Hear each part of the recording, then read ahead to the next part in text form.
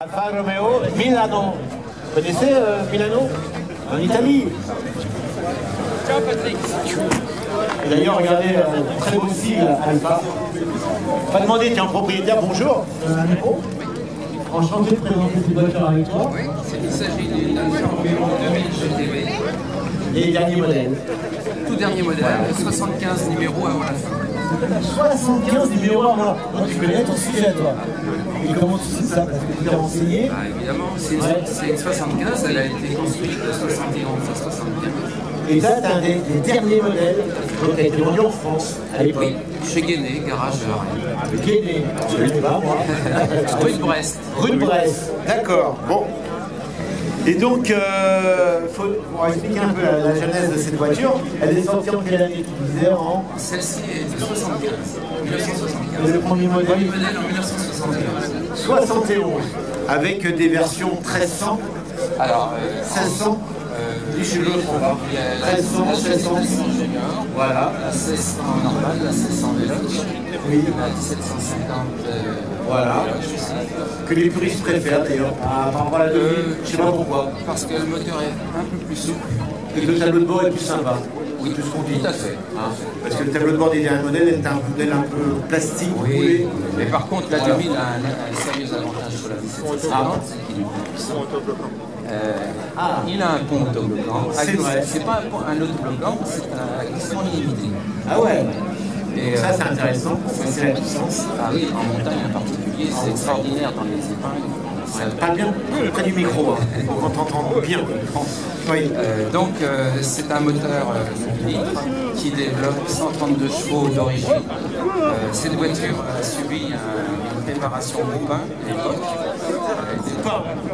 D'accord. C'est un moteur de série normalement, Ouais. mais en fait tout a été démonté, rééquilibré, et elle développe avec des arbres à cales spéciaux aussi. Ouais. Elle développe 140 chevaux. Alors que d'origine, c'est 130. 132. Voilà. Donc on a gagné une dizaine de chevaux. À peu près. À peu près. En travaillant sur le moteur, les conduits, l'arbre à câble.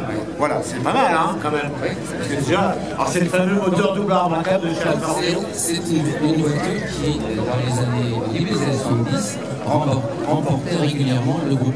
Oui. Avec Guy Fréquelin, notamment. Oui, Notamment. Il y en a d'autres. Bien sûr. Et je me rappelle de Guy Fréquelin, avant de cette voiture, qui a remporté souvent sa classe. Bernard Béguin aussi. Bernard Béguin. Ah, j'ai oublié celui-là. Bernard Béguin. Un très bon rallyman, Bernard Béguin. On va commencer par l'intérieur. Donc elle a un petit côté racing. Parce que vous avez remarqué qu'il y a des harnais et vous avez un quoi? Un arceau de sécurité. Un arceau de sécurité. C'est pas un 4 points comme on en a à l'heure actuelle, c'est Un 3 points. Quand on parle de points, c'est une fixation de l'arceau. Celui-ci est démontable. Des fois, on faisait des arceaux soudés, c'est compliqué pour les démonter. Le volant, tu l'as changé, tu as mis un volant accessoire. C'était aligné encore dans les années. C'est vrai? D'accord. Est-ce que je peux m'asseoir à bord? Oui, bien sûr. Mais je te remercie. Alors, dès qu'on rentre, alors je ne sais pas si vous voyez le côté, c'est marqué Alfa Romeo, on ne peut pas se tromper. Alfa Romeo, c'est marqué là, c'est italien, c'est la macchina. Bon. Alors, tu es un peu plus petit que moi peut-être? Oui. Voilà. Donc des pédales aussi type course. Hein, c'est des portées en alu. Oui. Voilà. C'est ça la normale. Alors je ne sais pas si on peut ouvrir le côté. Si on peut. Allez-y. Ah, c'est peut-être fermé. Ah, c'est peut-être fermé la clé, bon tant pis. On a le levier de vitesse qui tombe bien sous la main et qui est directement sur la boîte de vitesse en fait. Oui. Non? Oui, tout à fait. Directement. C'est pour ça qu'il y a une position comme ça inclinée, directement sur la boîte de vitesse. La boîte de vitesse est accolée au moteur. Voilà, exactement. Il n'y a pas de renvoi. Alors on parle de tableau de bord. C'est vrai que le tableau de bord jusqu'à la 1750 était assez sympa, avec des manos, je crois, sur une console. Et avec ce modèle-là, c'est vrai que tout est regroupé, ce qui est pas mal aussi, hein, devant le volant. Bon, avec le petit volant, ça cache une partie des compteurs. Mais là, ici, tout est regroupé. C'est ce que les fans reprochaient à cette voiture. Ce modèle un peu moulé, qui était moins fun que le précédent. Mais ça, c'est à faire de goût. Donc, on est bien dans le chez Alfa Romeo. Parce qu'à l'époque, les boîtes 5 vitesses, hein, il n'y avait pas beaucoup de constructeurs qui en fabriquaient. sur les rues de Gordini, c'est vrai, il y en avait une, mais c'est un modèle spécifique. Mais Chez Alfa Romeo, c'était un des premiers. On a adopté les 5 vitesses dès les années 50. Dès les années 50. C'était le premier, je pense, hein, constructeur de grande série. En voiture de série. Voilà. Bon, même si c'était un sportif, c'était un des premiers constructeurs à adopter la boîte 5 vitesses. Voilà. Et puis les moteurs Alfa Romeo, les double arbres, ça reste des moteurs magiques. Hein. C'est tout en aluminium. C'est tout en aluminium, c'est des moteurs qui vont très vite dans les tours. Avec double arbre cam en tête. Voilà, c'est ce que je disais. Je vous l'ouvre. Oui, bah, écoutez, on va passer au moteur. Allez, on va passer voir cette bête de course. Non. Regardez, le moteur double arbre. Hein. Vous voyez, un arbre ici, avec le puits des bougies au centre. Lotus à l'époque s'est inspiré de ce moteur. Complètement. Hein. Le Twin Cam Lotus. Le Twin Cam. La copie conforme anglaise. Voilà, la base c'était un Ford et la culasse c'était typiquement Lotus. Hein. Très D'ailleurs, les Lotus souvent concurrencer les Alpha en plus. C'est vrai. Avec les Cortina Lotus. On se rappelle tous des fameuses Cortina Lotus. Voilà, exactement. Donc ce fameux moteur, il a une longue carrière. Il a dû naître à la fin des années 50. Oui, sur la Giulietta. Sur la Giulietta, il a fini sa carrière à la fin des années 80. Oui, sur les Alpha 64. Voilà. Dans les années 95, 96. Donc 90, hein, j'étais encore loin du compte. Donc une très longue carrière pour ce moteur qui est l'âme de la voiture, hein. Même s'il n'y a pas que le moteur. Parce qu'on disait, donc, sur ce modèle-là en particulier, on a un différentiel. Oui, alors celui-ci a été légèrement transformé. Il est passé de 25% de disponibilité à 55%. Je ne pensais pas que ça pouvait se modifier. Avec les disques à l'intérieur, d'empiler les disques supplémentaires, vous arrivez à faire varier le disponibilité. Et ça, c'était autorisé au groupe 1. C'était autorisé. D'accord.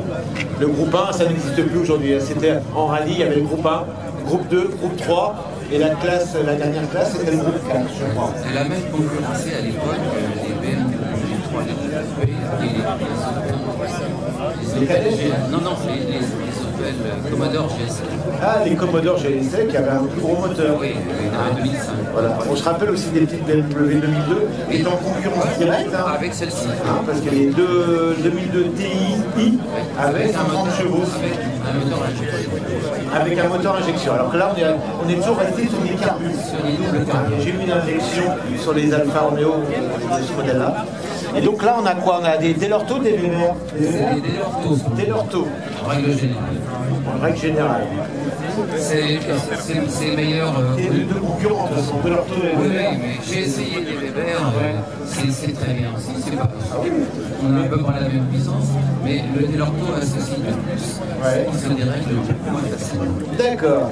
Et moi, sur ma CEL, j'ai eu des Weber, j'ai eu des Delorto, et je n'ai pas vu vraiment de différence. Mais bon. Mais j'ai peut-être pas assez roulé au plus avec. C'est peut-être pour ça. Donc c'est un moteur, on n'a pas expliqué, hein. C'est une propulsion bien sûr. Hein. On parlait de différentiel, bien sûr. C'est une propulsion et le moteur bien sûr est à l'avant. Hein. C'est une architecture classique. Et vous remarquerez, on n'a pas parlé de la carrosserie. Regardez la carrosserie.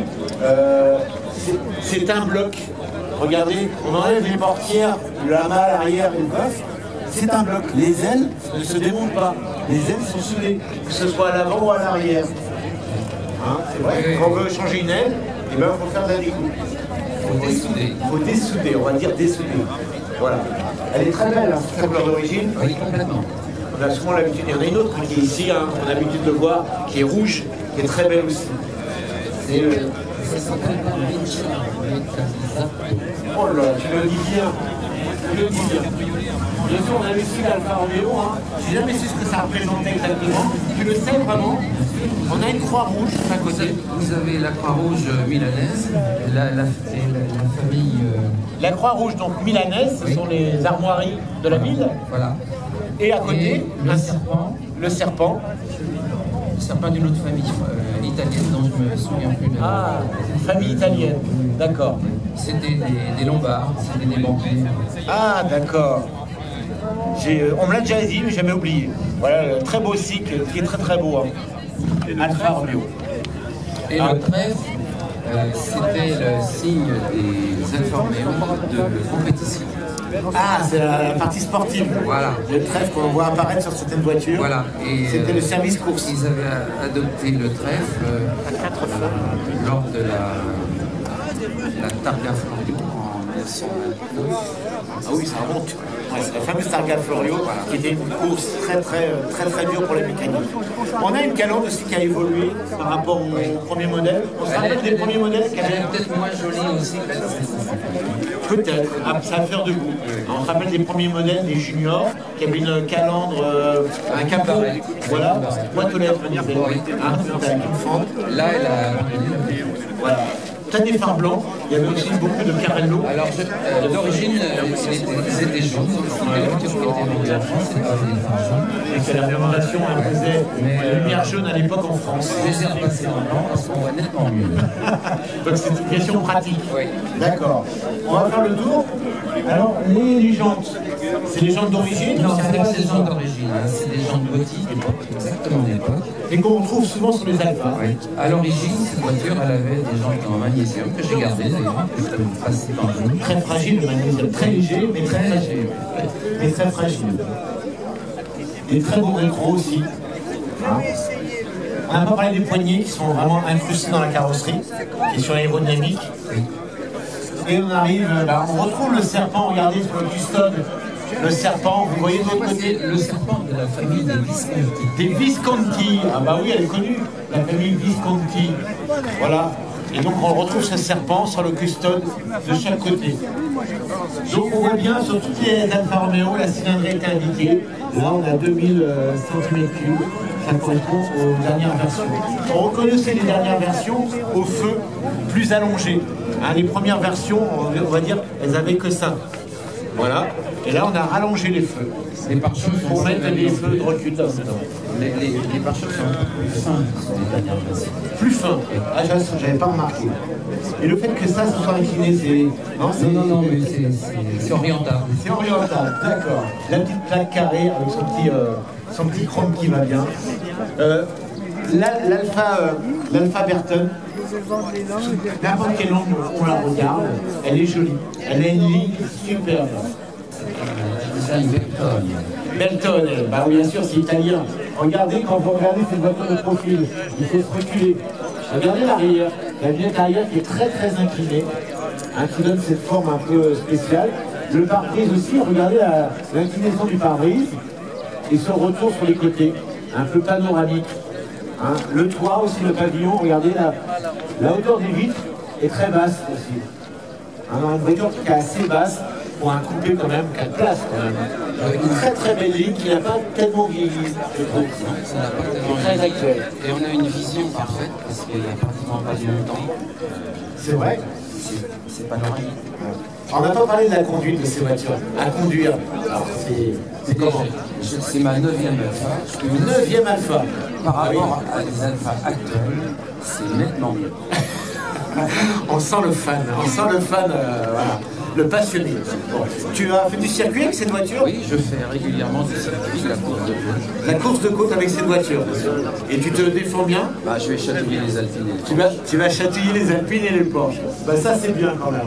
Mesdames et messieurs, vous pouvez l'applaudir. Il connaît son sujet. Et cette voiture-là est simplement magnifique. Merci à toi d'avoir présenté cette voiture. Et des voitures comme ça, nous on les aime ici à Papa 35. On va laisser